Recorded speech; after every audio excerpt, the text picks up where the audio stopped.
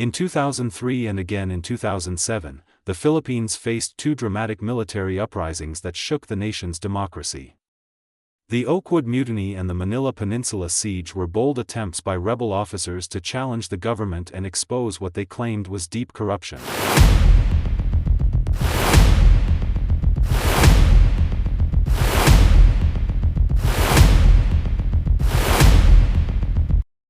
The story begins on July 27, 2003. A group of around 300 junior military officers and soldiers occupied the Oakwood Premier apartment complex in Makati, one of Manila's busiest financial districts. The rebels called themselves the Magdalo Group. They accused President Gloria Macapagal Arroyo's administration and top military leaders of corruption, election fraud, and selling arms to insurgents.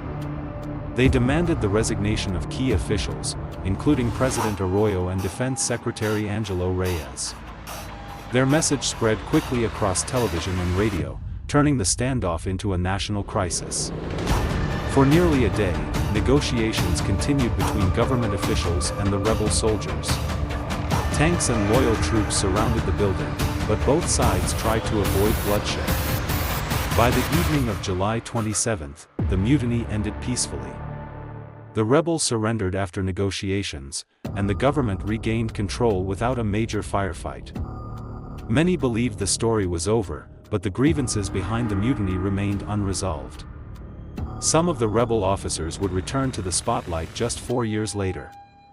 On November 29, 2007, former Vice President Teofisto Ginggona, Senator Antonio Trillanes IV, and armed supporters walked out of a court hearing and marched toward the Manila Peninsula Hotel in Makati. They occupied the luxury hotel and called for President Arroyo's resignation.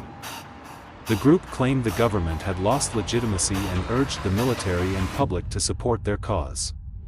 The Manila Peninsula Siege quickly became a media spectacle. News crews broadcast live from outside the hotel as crowds gathered and the government prepared its response. After several hours, security forces moved in. Armored personnel carriers smashed through the hotel's glass entrance, and tear gas filled the lobby as troops advanced. The siege ended later that day with the surrender of Trillanes and his supporters. Once again, the government survived a direct challenge from dissident officers.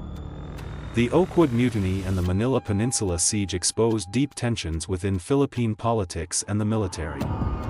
They reflected frustration over corruption, governance, and the direction of the country after the people power era. Although both uprisings failed, they left a lasting mark on Philippine history.